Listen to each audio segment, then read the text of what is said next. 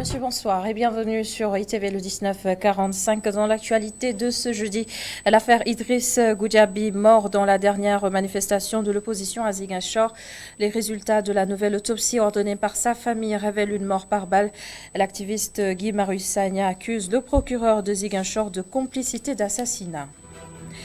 Controverse autour du projet de réhabilitation de l'hôpital Aristide Le Dantec. Des agents se sont constitués en collectif pour s'opposer à la vente d'une partie de la structure pour financer les travaux. Ils sont déterminés à préserver l'hôpital. Lendemain de fortes pluies à Dakar, des canaux d'évacuation bouchés provoquent des inondations. L'ONAS veut mettre fin à une vieille mauvaise habitude qui consiste à jeter des déchets solides dans les canalisations. Et pour ce faire, l'Office national de l'assainissement du Sénégal collabore avec l'UCG. L'hivernage, justement, va sans doute coïncider avec le Grand Magal de Touba.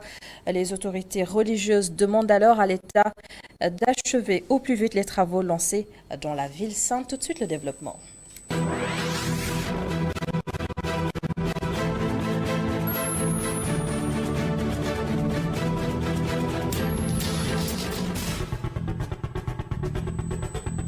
Alors, au moment où nous parlons, la cérémonie des CAF Awards se déroule actuellement au Maroc et Sadio Mané est en passe de remporter son deuxième ballon d'or après celui de 2019.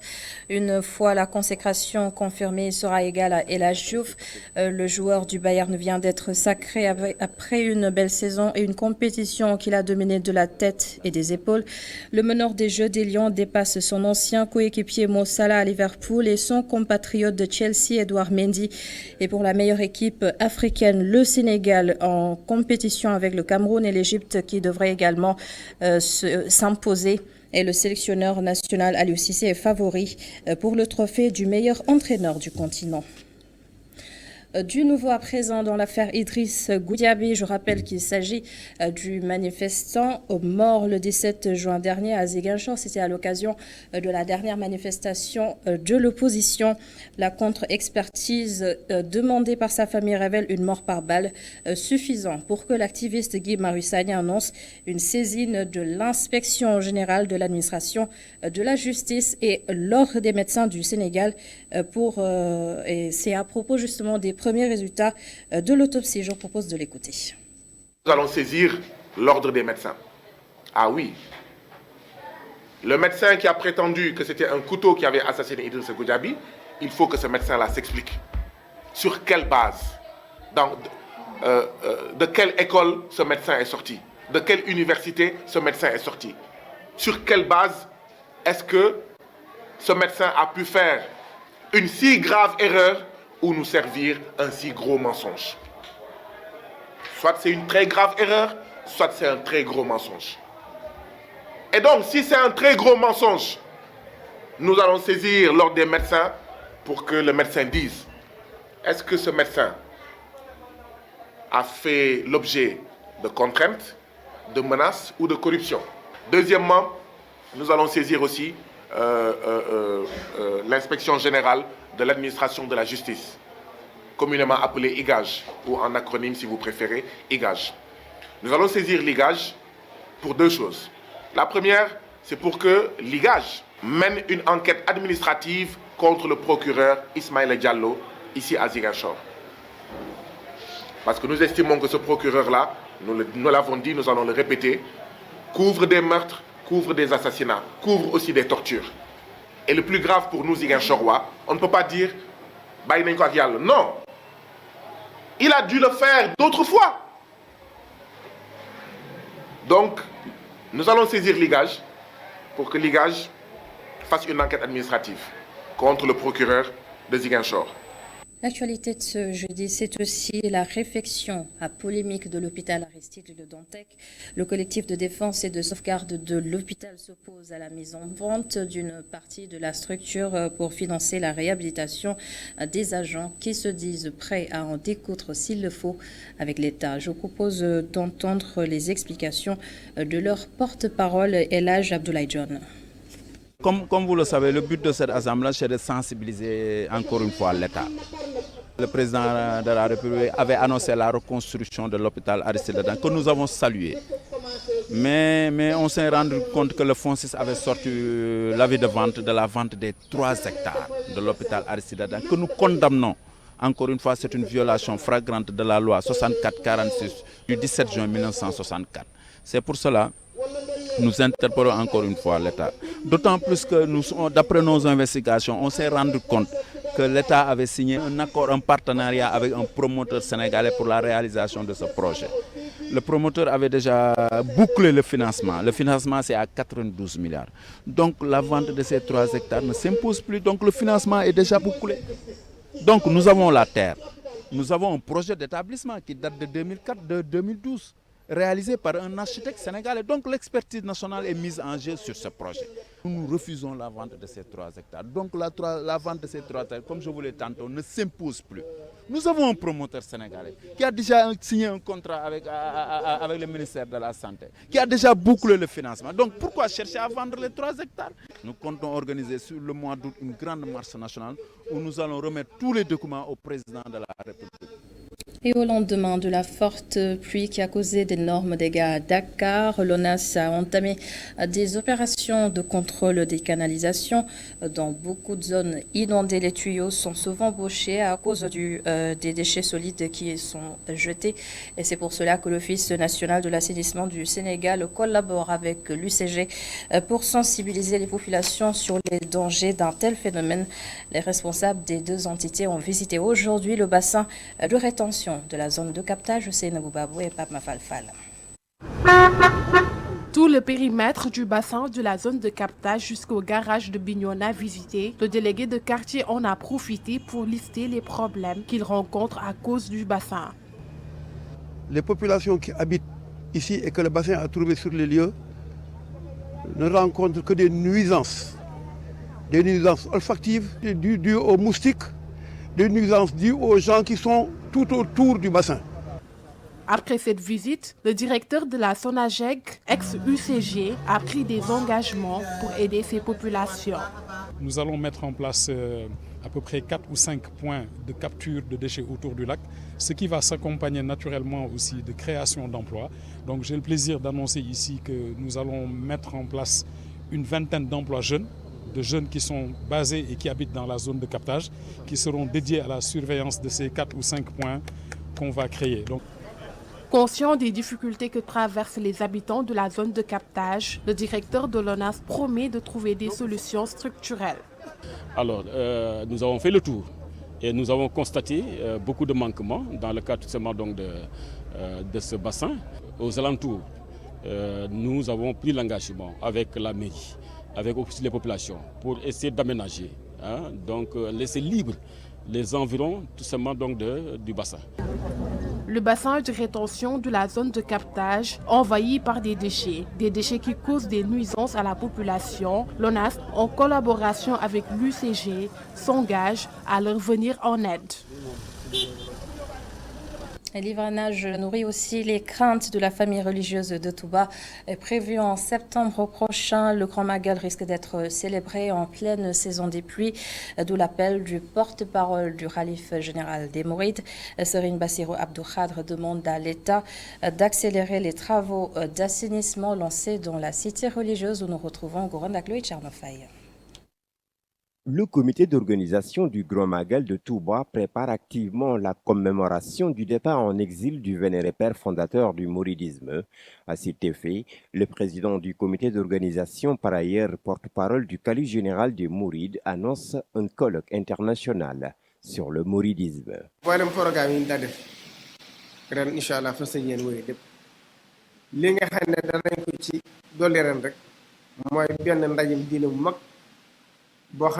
Nous allons poursuivre le programme initial du Grand Magal, mais cette année, nous comptons tenir un colloque international qui va réunir 16 pays et nous attendons de grands conférenciers venus des 4 coins du monde.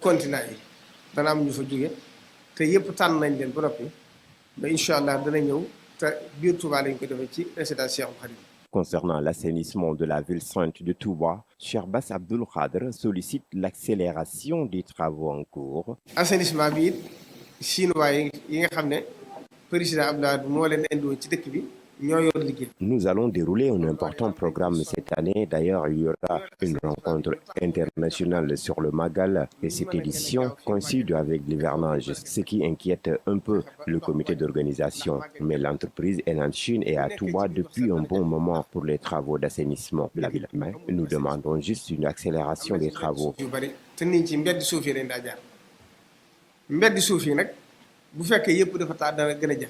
Un CRD présidé par le gouverneur de la région de Diourbel qui à son tour rassure le comité d'organisation du Grand Magal de Touba. Cette année, il y a un projet de 23 milliards, donc uniquement pour la réalisation des travaux de drainage des eaux pluviales. Et l'ONAS a également pris des mesures conservatoires, car tout en étant conscient que les travaux pourraient ne pas être terminés avant le Grand Magal de Touba. Mes dispositions sont prises pour lutter quand même contre les inondations au niveau de l'ONAS, mais également au niveau de la 22e compagnie d'incendie et de secours de Touba. Un comité régional de développement pour un bon déroulement du Grand Magal. Les services concernés ont tous pris des engagements pour satisfaire les pèlerins. Et ce jour, sur la saison des pluies, le climat a particulièrement été doux hier, mais aujourd'hui, la température flirte avec les 30 degrés à Dakar. Cette période de chaleur se conjugue avec un changement de style vestimentaire, habillé en coton léger et soyeux. Les choix sont multiples. Voyez ce reportage de Khadija Ndadiouf.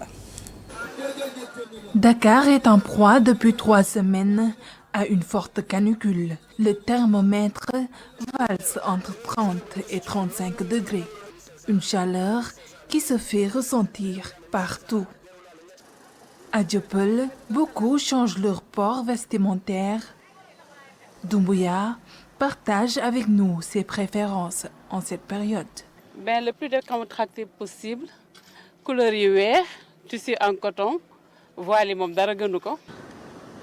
Après Dieuppeul, nous voilà sur la corniche de Dakar. Ici, hommes et femmes sont habillés en tenue légère, chaleur oblige. Je préfère porter des robes courtes, sans manches, plutôt que les pulls ou les pantalons. Je préfère aussi porter les shorts et les jupes. C'est plus adéquat à la chaleur. Les culottes et des t-shirts de ce genre. En ces périodes de chaleur, la couleur compte aussi sur les choix vestimentaires. Et je préfère mettre des habits avec des couleurs vives, par exemple le rose, l'orange. Ces derniers jours, les températures de Dakar sont comprises entre 30 et 35 degrés. Une situation qui dicte sa propre mode. Merci beaucoup Khadija Diouf pour ce reportage. Fin du suspense pour les milliers de candidats du bac 2022. Les résultats commencent à tomber dans les différents centres d'examen. Un taux de réussite satisfaisant au centre Hampâté-Bâ de Dakar où des mentions très bien ont été enregistrées. Ami Diouf, Mafalfal. Heure du verdict pour les candidats au baccalauréat au centre Hampâté-Bâ.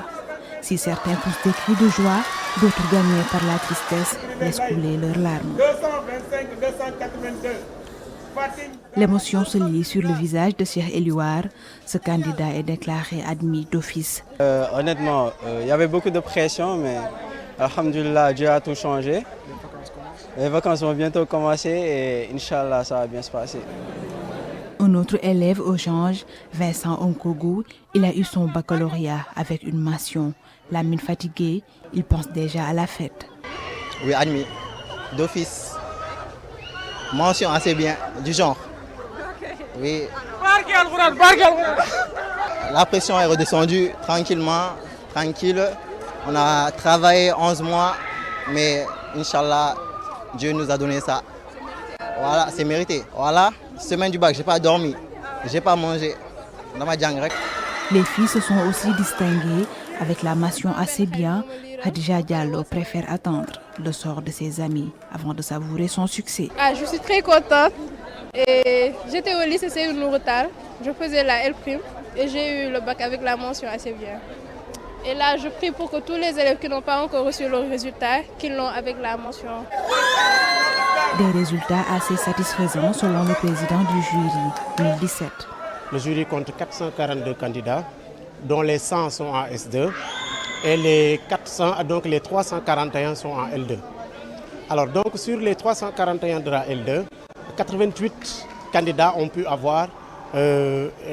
être admis d'office. Pour la série S, qui sont au nombre de 100, il y a 20 qui sont admis d'office. Globalement donc, mon point de vue est que les résultats sont assez satisfaisants. Des résultats jugés positifs au centre d'examen Amadou Hampâté Bâ, ces candidats, après des années de souffrance, promettent de célébrer ce premier diplôme. Un moment de grande émotion. Ami Diop fait dans un communiqué, l'office du bac porte à la connaissance des candidats autorisés à subir les épreuves du second groupe du baccalauréat des séries S et L. Ces épreuves démarrent le samedi 23 juillet 2022 à partir de 7h30. Le Sénégal dispose désormais d'un des plus modernes data centers du continent. Le site a été inauguré à Diamniadio et grâce à ces travaux, la Sénélec pourrait améliorer les services à la clientèle. Babacar Seck. Le data center Tier 3 de Sénélec, mis en place avec Vinci Énergie, place la Société nationale d'électricité au premier rang des systèmes de stockage de données en Afrique. Ce data center est le résultat d'une collaboration réussie entre Sénélec et Vinci Énergie. Et je veux saluer ici la collaboration remarquable entre les équipes de la Sénélec et de Vinci Énergie. Il est clair qu'à nos côtés, à côté de nos meilleurs ingénieurs formés dans les meilleures écoles du pays, nous avons eu la chance de pouvoir compter sur des équipes de Sénélec hautement motivées, hautement professionnels, impliqués et qui ont œuvré tout au long du projet pour la réussite de celui-ci. La réalisation du data center va contribuer à l'amélioration du service de Sénélec et a permis aux jeunes Sénégalais de bénéficier d'un transfert de technologie. Le premier secteur qui est utilisé va permettre aux clients qui vont être servis plus rapidement, plus efficacement et de manière optimisée.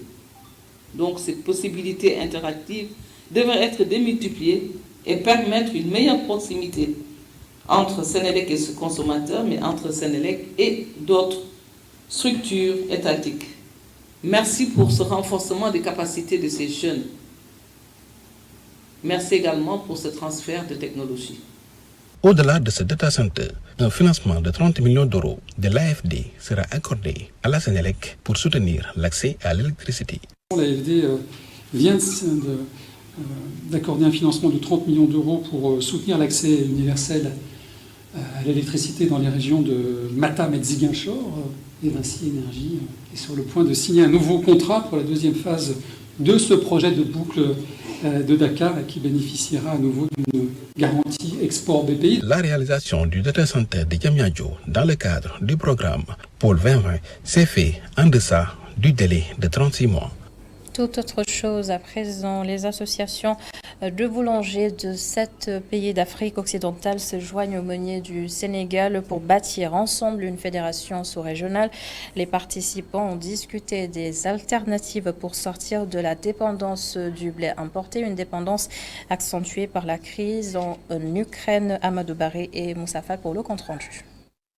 Dans un contexte mondial de guerre en Ukraine ayant entraîné une inflation record, notamment une flambée du prix du blé, le meunier de la sous-région joignent leurs forces pour trouver des voies alternatives afin de se passer du blé importé. Avec cette crise, avec la flambée des prix, aucun État ne pourra tenir. Donc, il faut s'attendre bientôt à la flambée des prix au Sénégal, dans notre pays. Quand j'entends aujourd'hui le Mali, plutôt le Mali, je ne sais pas quel pays, le Bénin plutôt, ils sont à 27 000 francs de prix de la farine. Au Sénégal, nous sommes à 19 300. Vous voyez ces disparités. C'est parce qu'aujourd'hui, le gouvernement du Sénégal a fait une intervention de subvention. Vous pensez que ça c'est tenable? Non. C'est pourquoi nous avons décidé de nous réunir ensemble. Pourquoi faire? Pour donner des solutions. L'une des pistes de solution passe par la prise en compte des céréales locales, préconisent les acteurs du milieu. Vous allez voir l'exposition ici. Nous avons aujourd'hui, vous démontrer, nous avons fait des pains à base de fognon. Vous savez, le fognon, il y a le Mali, plutôt au Sénégal, au Kédougou. Il y a le mil, mais il y a le sorgho. Imaginez, moi, au Sénégal, nous n'avons pas assez de sorgho. mais pourtant nous pouvons l'importer au niveau du Togo, qui en a assez. Cet échange, la Côte d'Ivoire à la farine de banane, nous pouvons faire tous ces échanges-là. C'est l'intérêt de cet échange. Le mil, le maïs, le fognon, n'est-ce pas? Ensuite, nous allons, le manioc, surtout ces légumineuses. C'est ça l'intérêt de ces échanges commerciaux qu'on voulons faire pour augmenter les échanges entre les pays d'Afrique de l'Ouest. Estimant illusoire, voire utopique la culture du blé chez nous, le président du boulanger d'inviter les États à les accompagner plutôt pour la valorisation du savoir-faire local. La culture du blé est possible, c'est certes pour la recherche, mais ce n'est pas possible pour l'industrie. Ça, il faut que ça soit très clair. Le blé, c'est dans des cultures tempérées, c'est dans des climats tempérés. Il faut qu'on se... Au lieu de vous focaliser sur le blé, mais focaliser les céréales qui peuvent pousser au Sénégal. Voilà le combat. C'est pourquoi nous, si le gouvernement va essayer de mettre des milliards sur le blé, mais écoutez, mettez ces milliards sur nos céréales qui existent. Pour l'instant, ils ne sont que 8 pays de la sous-région qui font partie de cette association de meuniers. Ses fondateurs comptent l'élargir aux 7 autres pays de l'Afrique de l'Ouest.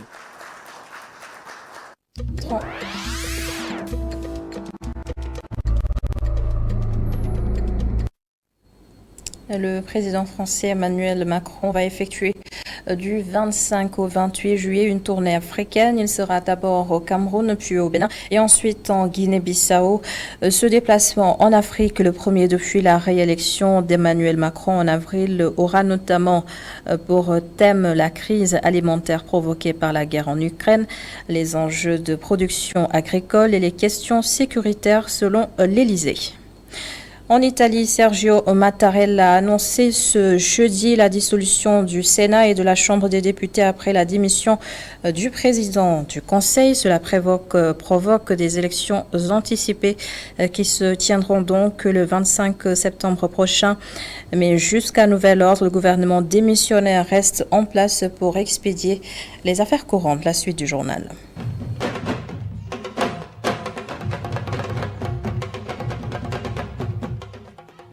Et la note culture de ce 1945, le collectif des artistes plasticiens de Bargny a exposé dans les quartiers pour permettre aux populations d'accéder aux œuvres.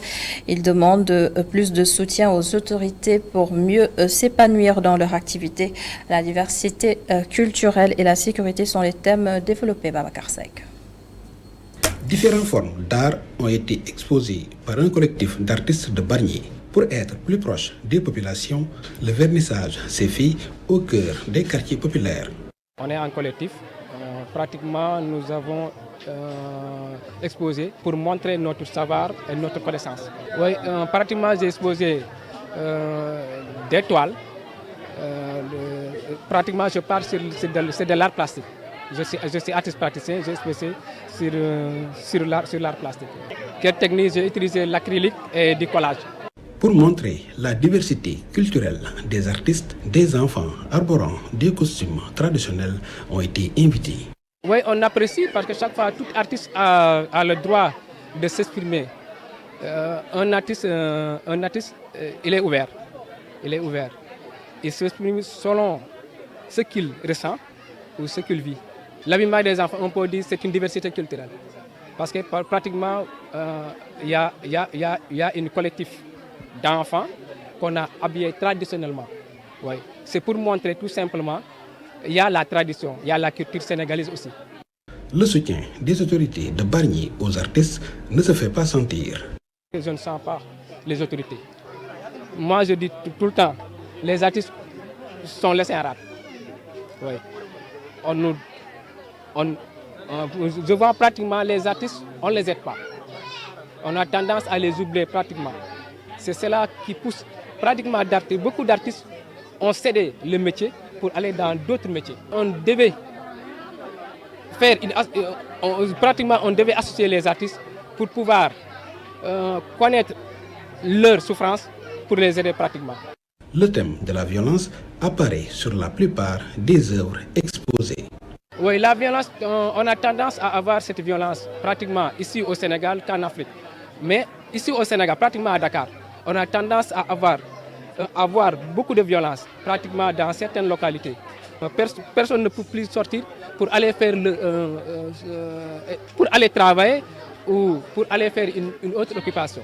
On a tendance à violer les gens ou à les menacer un peu partout. C'est pour cela que le gouvernement doit prendre cette violence pour pouvoir lutter pour que cette violence ça cesse pratiquement. C'est pour cela que je me suis inspiré sur mes tableaux.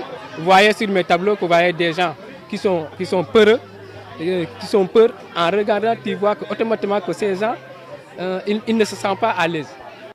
Ils espèrent avoir plus d'occasions d'exposer.